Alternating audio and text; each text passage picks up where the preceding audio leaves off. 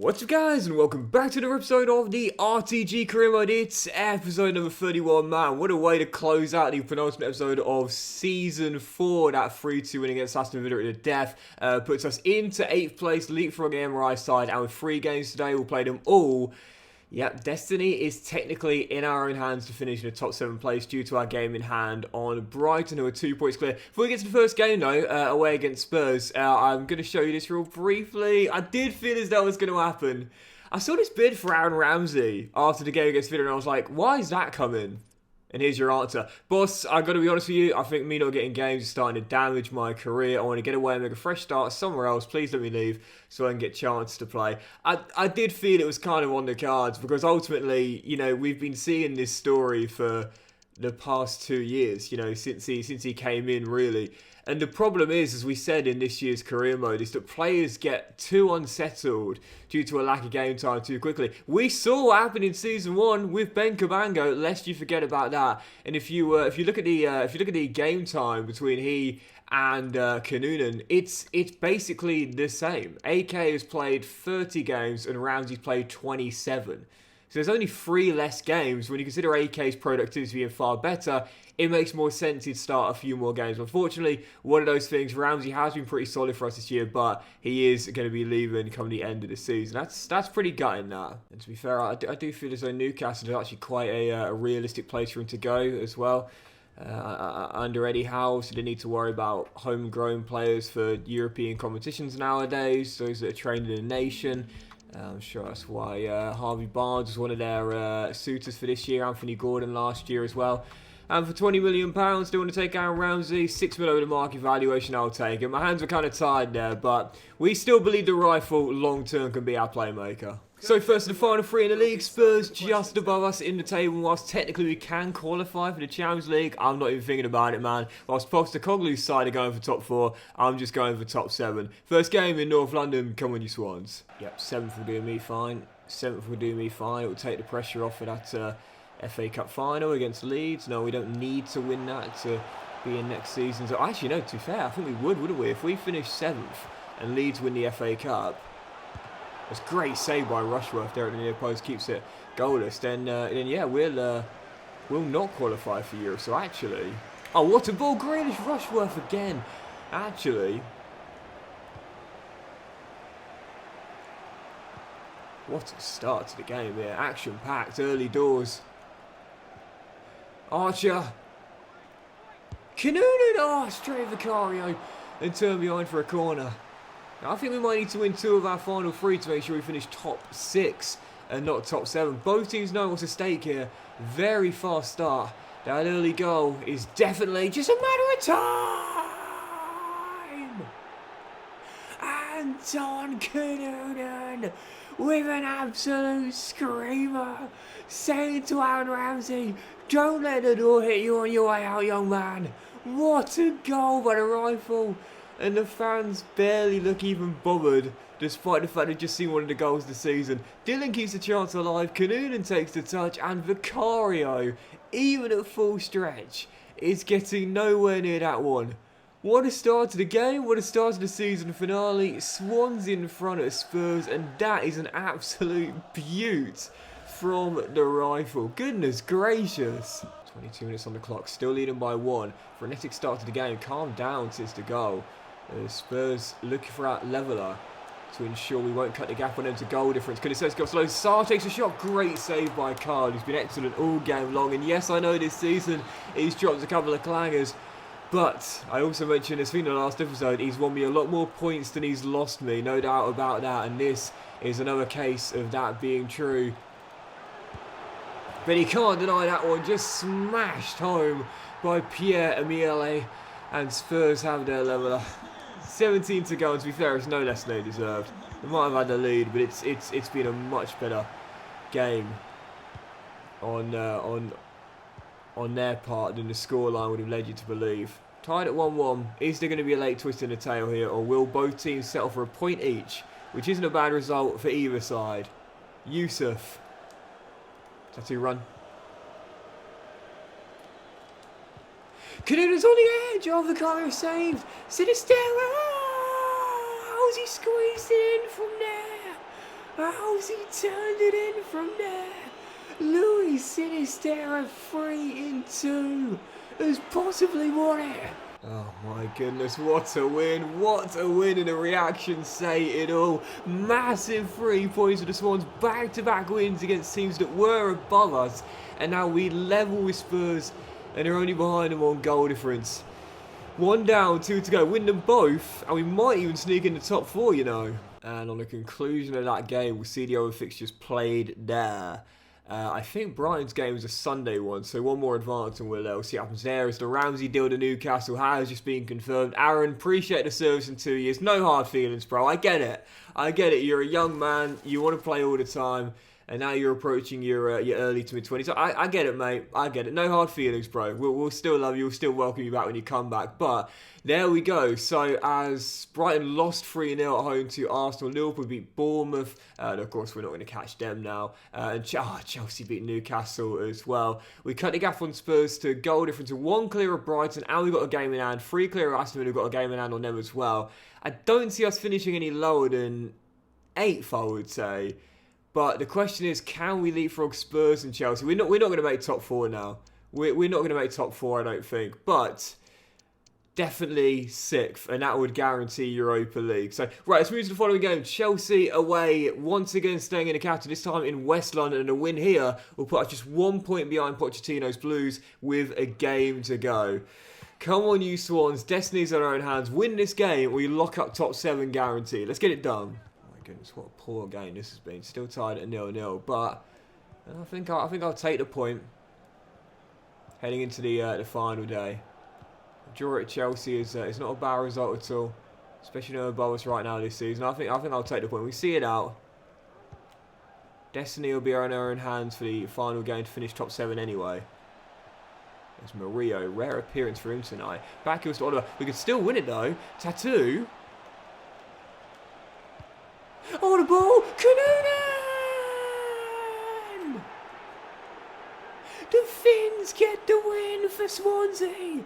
What a ball by Tattoo!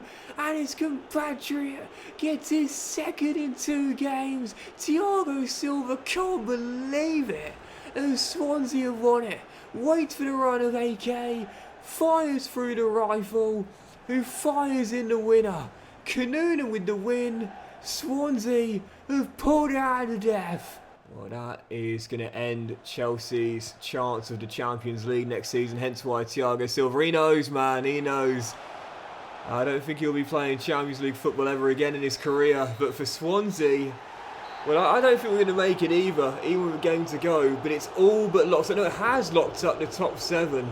Guaranteed. AK coming up clutch at the death. Swansea staying in the capital and recording back-to-back wins. What a huge 3 points. And it means heading into the final day after Spurs did win. Unfortunately, we can no longer make the top 4 because they face Manchester United away on the final day, meaning that the best we could hope for is a draw there. We win and there's a big enough goal difference swing. We need to win by...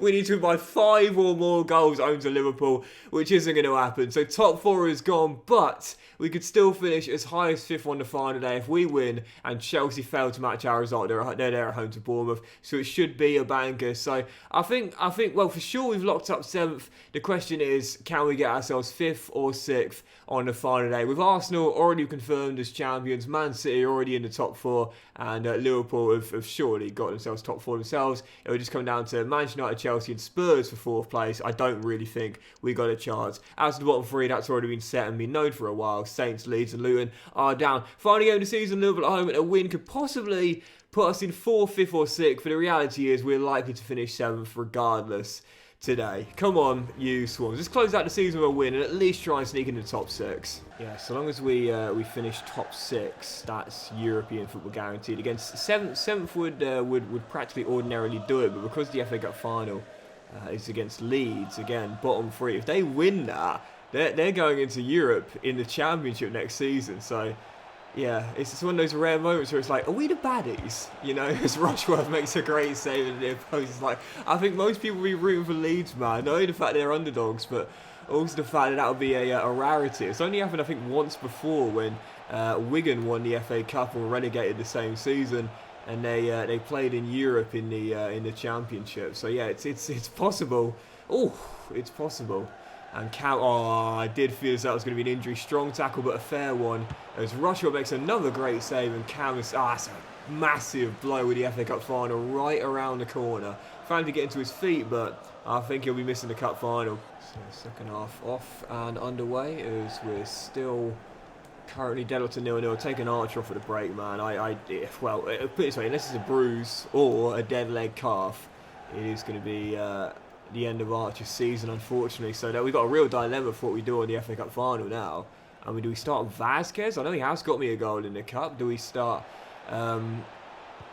Jamal Lowe? Oh, Zilic gives Liverpool the opener. I can't blame Carl for that. It's too close to him, man. I always feel as though when like a forward is so close to the goalkeeper when he takes the shot, it's hard to criticise the goalkeeper, even if it is within close proximity to where his body is. If you look at a strike from Ilic here, he's basically right next to Carl. It's a lovely ball through by Salah, but yeah, I don't think I can blame Rushford for that. Ilic with the finish, second of the season, and Liverpool looks like they're going to wrap up top four. And this has been what you'd call an efficient performance from a Jurgen Klopp Liverpool side. Something we've been accustomed to over the years since the German took over from Dortmund.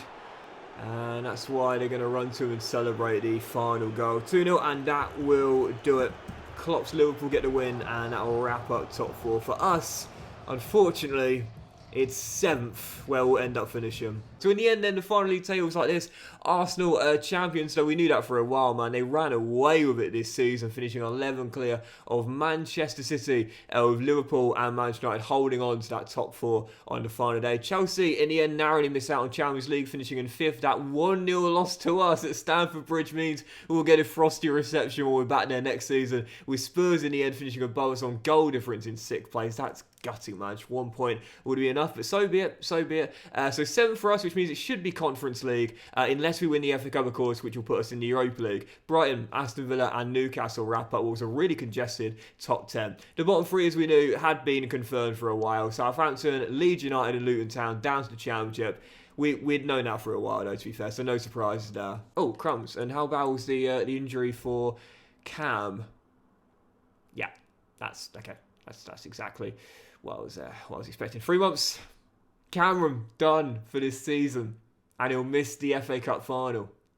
That is a major blow and a big boost to Leeds' chance at Wembley. Because for the 2nd year running, he was our top scorer and provider as well. Once again, getting it done in a multitude of ways. As Haaland won the Golden Boot this year, finishing 1 clear of Martinelli and Armando Broja in the top 3. Cam just about sneaking into the top 25. But again, like I said, it's not just the goals for him. It was joint assists, and actually, if you look at the numbers there, he should be in pole position because of the fact he did 10 in 30, averaging 1 in 3, with a better ratio than Salah and Sanchez. Ramsey and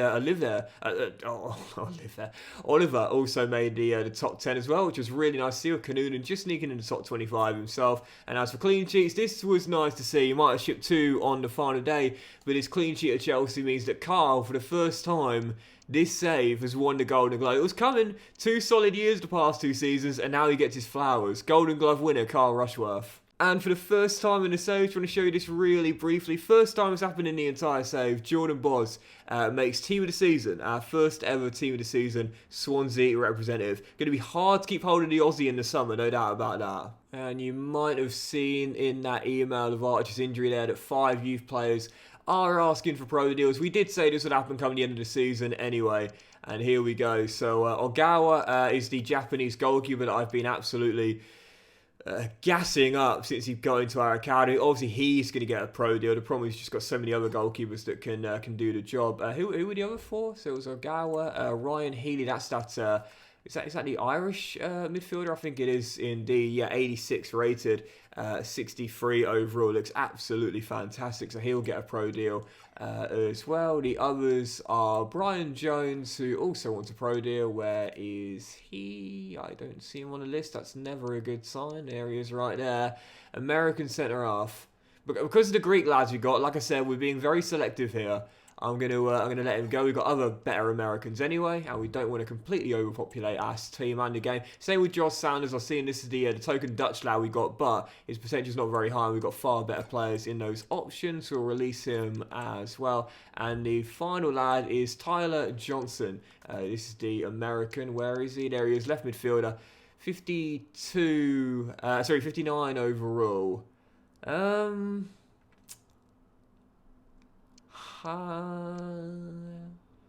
you know what? I'll give him a pro deal because the potential is good. I'll add him to the loan list. So this is it. Final game of the season in a meeting between the two underdogs in the FA Cup final. Leeds United at Wembley as we go for Swansea's second major honour in club history to add to the League Cup they won 13 years ago and their first ever FA Cup. I'd say slight favourites to the game based on league form this season, but despite Leeds being relegated, I definitely wouldn't call the major underdogs with the team they got out there. They're lining up in a 4-2-3-1 with Lunin and goal, and the back four being Posh, Christensen, Bueno and Martin at left back. The DM duo is really strong of Ruben Neves and Ndaya Shimier, and the wings are Somerville and De La Vega with Barrios supporting Giuliano Simeone up top. Final game of the season, first cup final to save. I'd say we're slight favourites, but not by much. Leeds United is going for our first ever FA Cup final in club history. Come on, you Swans. Yep, strong Leeds team.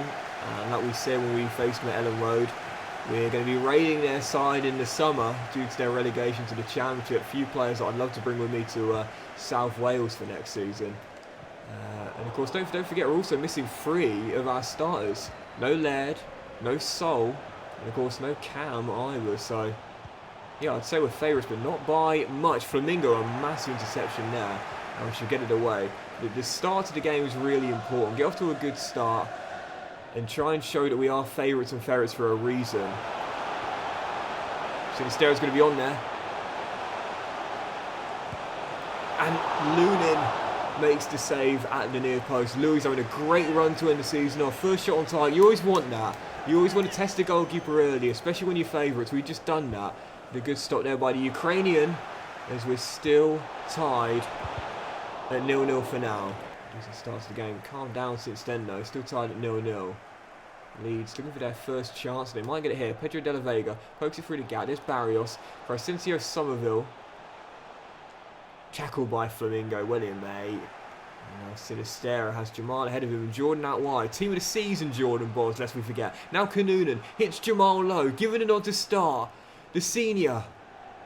Kanunan, space to shoot and score!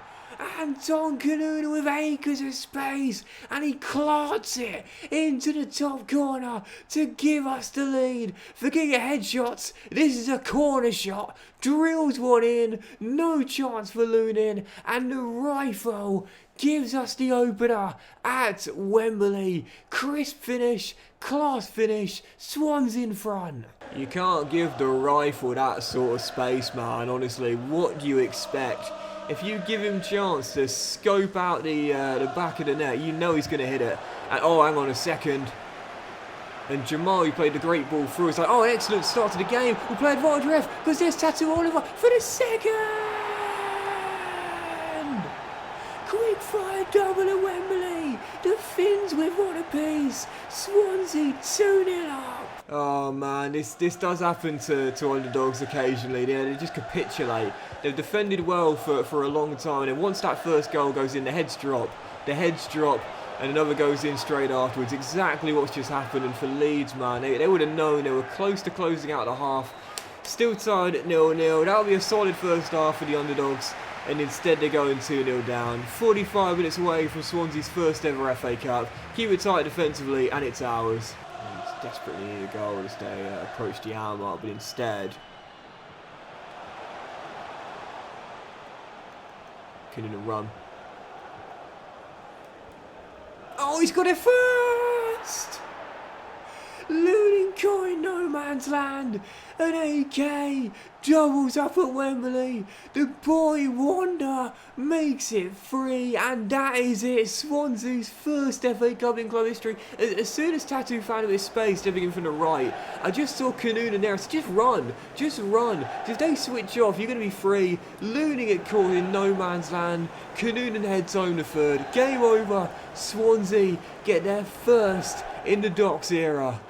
to wait for that final whistle to come any second now. I'm trying to see out the clean sheet for Carl, who hasn't really been under much pressure this afternoon in a very one-sided affair. As, to be fair, we were kind of expecting. We knew that Leeds' team was decent, but we knew we were going to be favourites for it due to their relegation season this year. And we close out the clean sheet as well, which we'll do through Yusuf. That is going to do it. Swansea City, for the first time, are FA Cup winners, and after 4 years, I have my first major honour. It's the second in club history alongside the League Cup they won 13 years ago. But it's the Finns who steal the show at Wembley. One for Tattoo before the break, and either side of him, the rifle, with a finish into the top corner and a header past a scrambling Andre Lunin. Swansea, comfortable winners at Wembley, just like they were 13 years ago against Bradford in the League Cup final. We've won the FA Cup.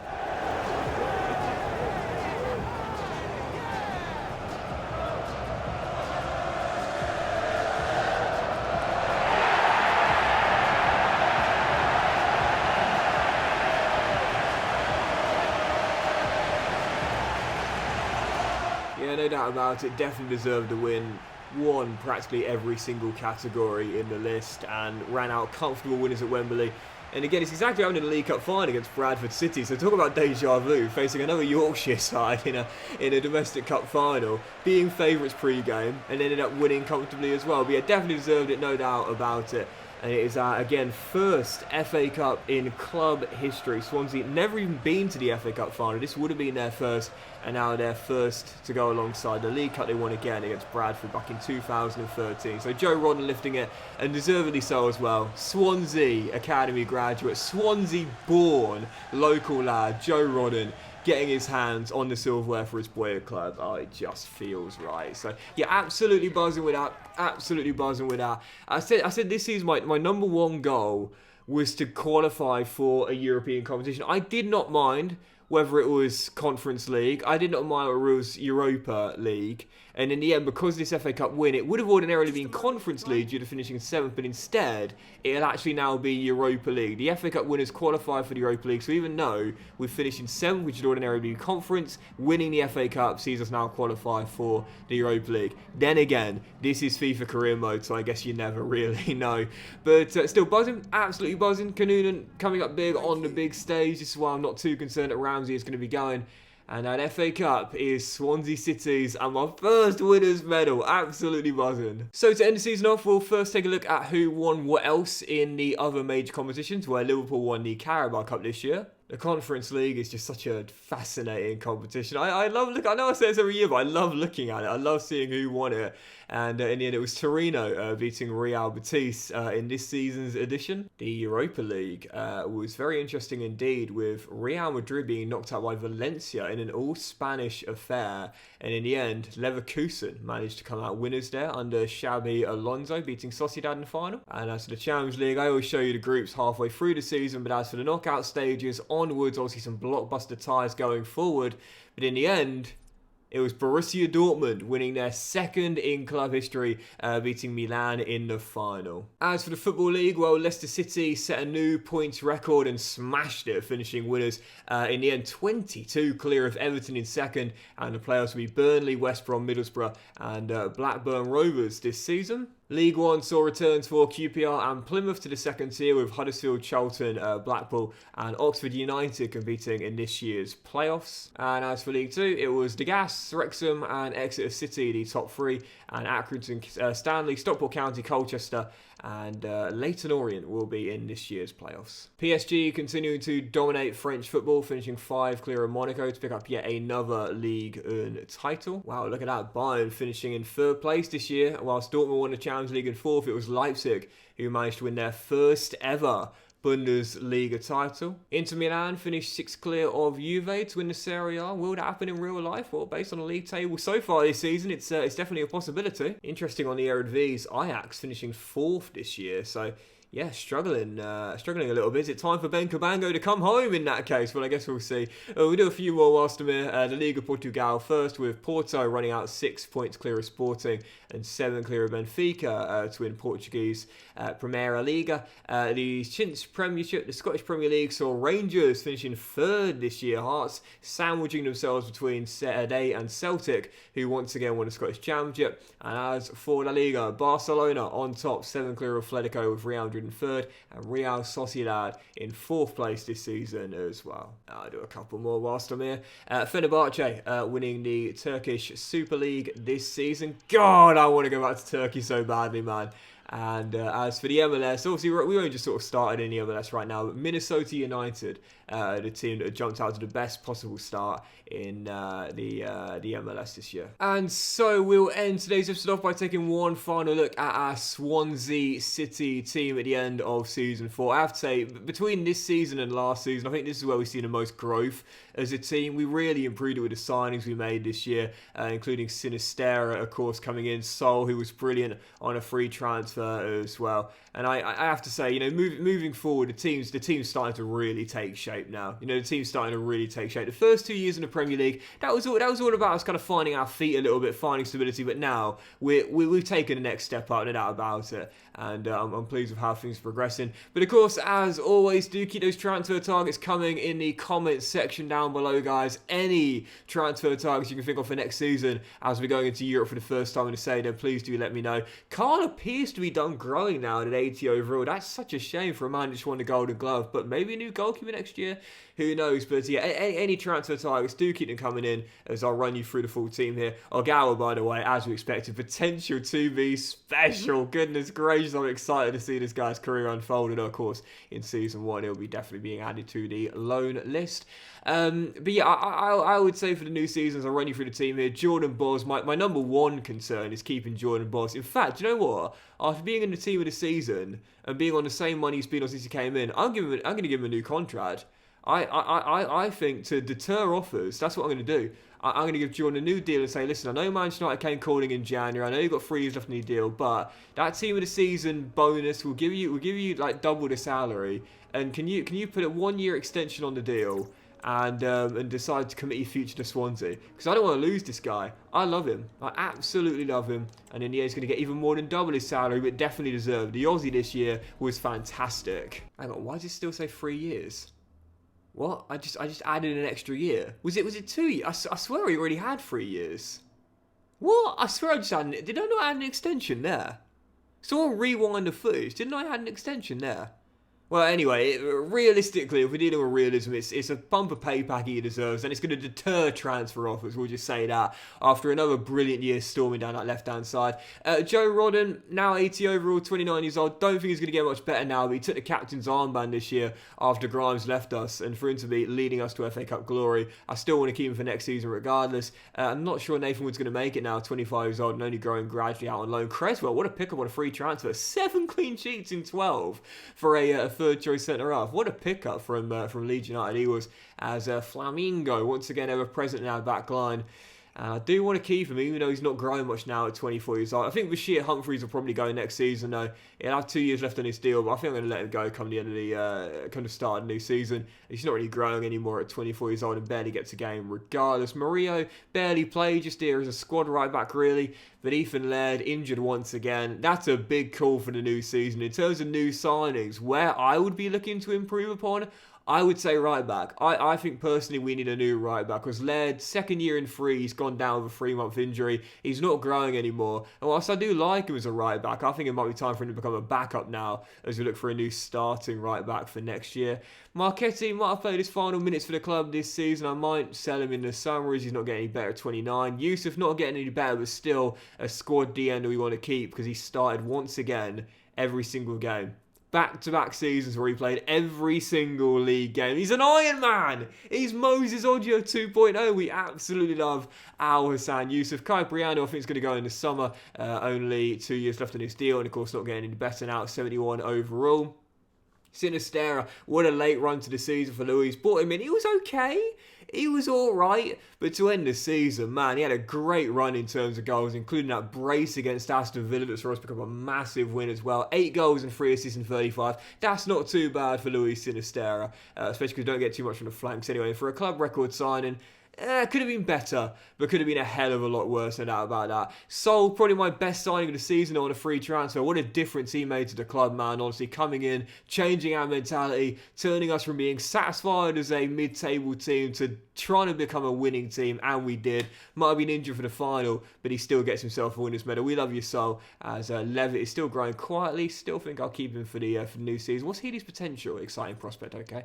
Cooper, as we know, is going to go to Southampton in the summer. Ramsey, as we know, he's going to join Newcastle. Gutted to lose him, to be fair, but I did say this was likely to happen. I tried to split the game time between he and AK pretty evenly, and I thought I did a decent job, especially considering AK does have the slightly better statistics in terms of productivity, but I did predict Ramsey at some point would ask for a transfer. He has, and there's no hard feelings. We still wish him all the best, as he'll be going to play under Eddie Howe for next season onwards. But for the Rifle, another great year of productivity. 34 games, 14 goals and 10 assists. 4 goals and 4 assists in 7 in the Cup, including a brace in the FA Cup final.